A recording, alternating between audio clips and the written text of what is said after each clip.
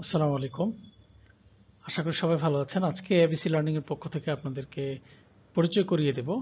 সবার সাথেই পরিচয় থাকার কথা, তারপরে নতুন করে ইংরেজি সাহিত্যের একজন গুণী এবং পরিচিত সাহিত্যিক জর্জ বার্নার্ড শো এর সাথে। আপনারা দেখতে পাচ্ছেন আমাদের স্ক্রিনে যে আমরা প্রথমে শুরু করছি জর্জ বার্নার্ড শো একটা ছবি দিয়ে। এটা হচ্ছে জর্জ বার্নার্ড শোর ছবি। এখানে দেখেন চমৎকার কোটেশন আছে, beware of false knowledge, it is more dangerous than ignorance. মানে ভুল তথ্য বা জ্ঞানের থেকে সাবধান থাকুন, কেননা এটা মানে অজ্ঞতা মূর্খতার চেয়ে বেশি ভয়ানক। এটা কিন্তু জর্জ বার্নার্ড শোর একটি কথা। তো আমরা চলে যাব আজকে মূলত আলোচনা করব 6টি বিসিএস এ ওনাকে নিয়ে প্রশ্ন আসছে।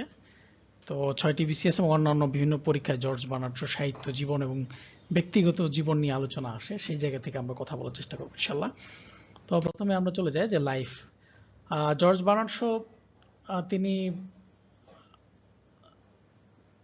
জন্মগ্রহণ করেছেন কোথায় এবং তার ব্যক্তি জীবন এবং তার যে সাহিত্যিক জীবন, এই বিষয়গুলো নিয়ে আমরা জানার চেষ্টা করব ইনশাল্লাহ। তো দেখেন, আমরা প্রথমে দেখব যে এই যে জর্জ বার্নার্ড শোর যে ব্যক্তি জীবন, এটা নিয়ে আলোচনা আছে এখানে। তারপর হচ্ছে জর্জ বার্নার্ড শোর যেই তার সাহিত্য, তার হচ্ছে পুরস্কার, সবকিছু বিষয় নিয়ে এখানে আলোচনা আছে। তো আমরা প্রথমে যে বিষয়গুলো নিয়ে আলোচনা করছি সেটা হচ্ছে লাইফ। তো জর্জ বার্নার্ড শো যিনি জন্মগ্রহণ করেছিলেন জুলাই 26, 1856 সালে। তিনি জন্মগ্রহণ করেছেন ডাবলিন, আয়ারল্যান্ডে। সুতরাং এখন যদি আমাদের প্রশ্ন আসে যে নিচের কোন সাহিত্যিক আয়ারল্যান্ডে জন্মগ্রহণ করেছিলেন, তখন কিন্তু আমরা এটা লিখতে পারবো যে আয়ারল্যান্ডে জন্মগ্রহণ করেছিলেন জর্জ বার্নার্ড শো। তারপরে তার মৃত্যু নিয়ে আলোচনা হচ্ছে। তিনি 2রা নভেম্বর 1950 সালে মৃত্যুবরণ করেছিলেন।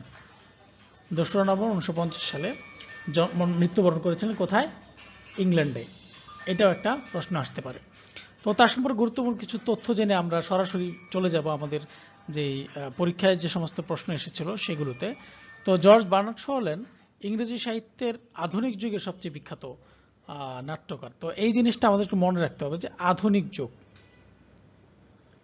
জর্জ বার্নার্ড শো আধুনিক যুগের একজন বিখ্যাত নাট্যকার ছিলেন। এই জিনিসটা আমাদের মাথায় রাখতে হবে। কিসের জন্য? যে এটার পরে প্রশ্ন আসছে আগেও। তো তার ফুল নাম হচ্ছে বা পুরোপুরি নাম হচ্ছে জর্জ বার্নার্ড শো। তিনি ফেবিয়ান সোসাইটির অন্যতম সদস্য ছিলেন। যদি প্রশ্ন আসে তিনি নিচের কোন সাহিত্যিক ফেবিয়ান সোসাইটির সদস্য ছিলেন, ফেবিয়ান সোসাইটির সদস্য ছিলেন জর্জ বার্নার্ড শো। আরেকটা গুরুত্বপূর্ণ তথ্য এটা এখানে আছে, পাশাপাশি এখানেও আছে, সেটা হচ্ছে যে জর্জ বার্নার্ড শো কিন্তু নোবেল পুরস্কার পেয়েছিলেন। তো নোবেল পুরস্কার বিজয়ী সাহিত্যিক যারা আছেন তাদের মধ্যে অন্যতম হচ্ছেন এই জর্জ বার্নার্ড শো। তিনি 1925 সালে সাহিত্যে নোবেল পুরস্কার লাভ করেন। তারপর যেহেতু তিনি নোবেল পুরস্কার লাভ করেছেন, সুতরাং আমরা মানে আধুনিক সাহিত্যিক যারা তাদের সাথে ওনাকে মিলাবো, কারণ আধুনিক সময়ে আসলে নোবেল পুরস্কারটা প্রবর্তিত হয়েছে। তারপর তার উপাধি, এই উপাধিটা অনেক সময় এসছে। সুতরাং father of modern English literature and drama, এটা মাথায় রাখতে হবে বারবার। এই যে মডার্ন শব্দটা কিন্তু আগেও আসছে, এখনও আসছে। আর তিনি কি করতেন? ড্রামা এবং লিটারেচার, এই দুইটা জিনিস। অন্য অনেক কিছুর আলোচনা আসবে, সেখানে দেখবেন যে হয়তো নভেলিস্ট লেখা থাকবে, সেই জিনিসটা একটু খেয়াল রাখতে হবে। তিনি একজন ড্রামাটিস্ট এবং একজন প্লে রাইট ছিলেন। তারপরে দেখি তারা একটা উপাধি হচ্ছে, উপাধি একটা গেল, এটা হচ্ছে father of modern English literature and drama. আরেকটা হচ্ছে যে the greatest play right dramatist after Shakespeare, অর্থাৎ শেক্সপিয়ারের পরে সবচেয়ে বিখ্যাত ড্রামাটিস্ট এবং প্লে রাইট ছিলেন তিনি। সুতরাং এই বিষয়টা একটু মাথায় রাখতে হবে। Shakespeare, the greatest playwright ও ড্রামাটিস্ট আফটার শেক্সপিয়ারকে, এটা হচ্ছে জর্জ বার্নার্ড শো। আর বলছিলাম যে তিনি নোবেল পুরস্কার পেয়েছেন, পাশাপাশি একাডেমি অ্যাওয়ার্ড পেয়েছেন 1939 সালে, যে প্রেস্টিজিয়াস একাডেমি অ্যাওয়ার্ড সেটা তিনি পেয়েছিলেন। তারপরে আমরা যাই যে তার বিখ্যাত কিছু সাহিত্যকর্ম আছে, সাহিত্যকর্ম থেকে তো প্রায় প্রশ্ন আছে।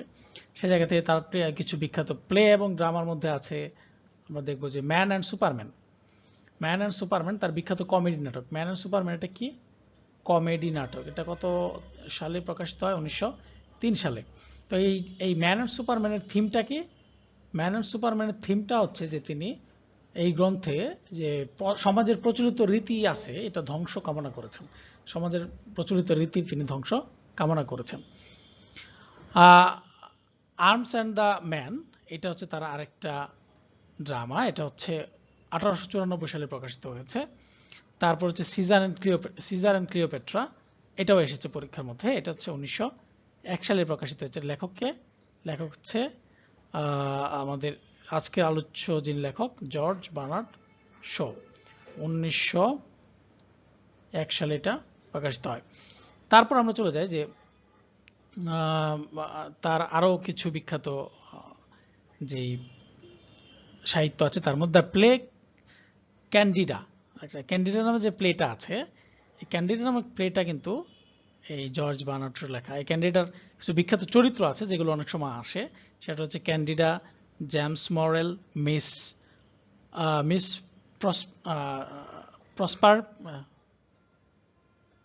প্রসারপিন, তারপরে আছে গার্নেট, ইউজেন বার্গেস, এই যে চরিত্র এগুলো এখানে আছে। তো তারপরে আছে ইউ নেভার ক্যান টেল, এটা প্রশ্নে আগে আসছে, ইউ নেভার ক্যান টেল। তারপরে আসছে হচ্ছে পিগমেলিয়ান, এটাও আসছে আগে পরীক্ষার মধ্যে, এটা আমাদের মনে রাখতে হবে। এগুলো হচ্ছে জর্জ বার্নার্ড শোর সাহিত্যকর্ম। দ্য ডক্টরস ডিলেমা, এটাও খুব বিখ্যাত, এটাও পরীক্ষা আসার মতো। দ্য ডক্টরস ডিলেমা, এটা কার লেখা? জর্জ বার্নার্ড শো এর লেখা। সেন্ট জোয়ান, এটাও বিখ্যাত, এটা হচ্ছে জর্জ বার্নার্ড শোর লেখা। আমরা আরো দেখতে পারি দ্য ডেভিলস ডিসাইপল বা শয়তানের শিষ্য, এটাও আসছে। তারপর দ্য ফিলান্ডেরার, এটা আসছে ইম্যাচিউরিটি। এবং আরেকটু গুরুত্বপূর্ণ জিনিস হচ্ছে দ্য আনসোশ্যাল সোশ্যালিস্ট, এটা কিন্তু জর্জ বার্নার্ড শোর লেখা। তারপরে আমরা চলে যাব পরবর্তী স্লাইডে যে আর্মস অ্যান্ড দ্য ম্যান, এটা বিখ্যাত তার সাহিত্যগুলো কর্মগুলোর মধ্যে একটা। যে আর্মস অ্যান্ড দ্য ম্যান, এটা তার কি ধরনের রচনা, এই থিমটা কি? এটা হচ্ছে George Bernard Shaw anti romantic নাটক। এটা হচ্ছে একটা অ্যান্টাই রোমান্টিক নাটক। আমি একটু সাদা কালি নেই। এটা হচ্ছে অ্যান্টাই রোমান্টিক নাটক, ঠিক আছে? রোমান্টিক না, এটা অ্যান্টি রোমান্টিক নাটক, কমেডি নাটক। তার রচিত নাটকের নামের অর্থ হচ্ছে অস্ত্র ও মানুষ, arms and the man. Comedy ধর্মী এই নাটকে তিনি যুদ্ধ ও অস্ত্র সম্পর্কে জটিল মিথস্ক্রিয়া ঘটিয়েছেন। আমরা পরবর্তীতে বিস্তারিত জানবো এটা সম্পর্কে। কমেডি ধর্মী এই নাটকে তিনি যুদ্ধ এবং অস্ত্র এবং সম্পর্কের যে একটা মিথস্ক্রিয়া সেটা তুলে ধরেছেন। তো এটার থিমটা যদি ইংরেজিতে আসে যে নিচের কোন সাহিত্যের থিম হচ্ছে the false concept of heroism in the war and false concept of love, এইটা কোথায় বা কোন সাহিত্যের, এটা তাহলে বলতে হবে আমাদের আর্মস অ্যান্ড দ্য ম্যান। তো আর্মস অ্যান্ড দ্য ম্যানের মেজর কিছু ক্যারেক্টার্স আছে, এর মধ্যে এই যে সার্বিয়ার সেনাবাহিনী 34 বছর বয়স্ক পেশাদার সৈনিক ছিলেন যিনি ব্রান্ডশেলে, এই ব্রান্ডশেল সম্পর্কে আমাদের মাথায় রাখা দরকার। তারপর হচ্ছে রাইনা প্যাটকফ আছেন, 23 বছর বয়সের বুলগেরিয়ান কন্যা। এটা হচ্ছে যে আর্মস অ্যান্ড দ্য ম্যানের যে নায়িকা, তার নাম হচ্ছে রাইনা প্যাটকফ, ঠিক আছে? দেখা যাচ্ছে না। তারপর এখানে ক্যাথরিন প্যাটকফ আছে, যা হচ্ছে রাইনা প্যাটকফের মায়ের চরিত্র। তারপর হচ্ছে লৌকা প্যাটকফ, পরিবারের মহিলা পরিচারিকা। আর একটা হচ্ছে নিকোলা, মধ্যবয়স্ক বস্তুবাদী গৃহ পরিচারক বা গৃহকর্তা বা সার্ভেন্ট ছিলেন। এই কয়েকটা ছিল এই নাটকের হচ্ছে আলোচ্য বিষয় আর কি। তারপর যদি আমরা দেখি যে আর্মস অ্যান্ড দ্য ম্যানের ঘটনা সংক্ষেপটা আসলে কি, এটা একটু আমরা যদি মাথায় রাখি তাহলে আমাদের এটা উত্তর করতে সহজ হবে। আর্মস অ্যান্ড দ্য ম্যান, এই নাটকটি সংগঠনের সময়কালটা যে মাথায় রাখা যায় সেটা হচ্ছে 1885 সালে বুলগেরিয়া ও সার্বিয়ার যুদ্ধের শেষ সময়। অর্থাৎ আমরা বুঝলাম যে বুলগেরিয়া এবং সার্বিয়ার একটা যুদ্ধ হয়েছিল, এটা কত সালে? 1885 সালে। এই যুদ্ধটা কয়েক বছর যাবত চলে, এর মধ্যে 85 সালে শেষ সময়, যুদ্ধের শেষ সময় এটা হয়, নাটকটি লেখা হয় বা প্রেক্ষাপট। তো ওই নাটকের বিষয়বস্তু যে যুদ্ধ, প্রেম ও বাস্তবতা, মানে রোমান্টিকতা দিয়ে এটা লেখা হয় না। আমরা আগেই বলছি যে অ্যান্টাই রোমান্টিক ছিলেন এই ইয়েটা।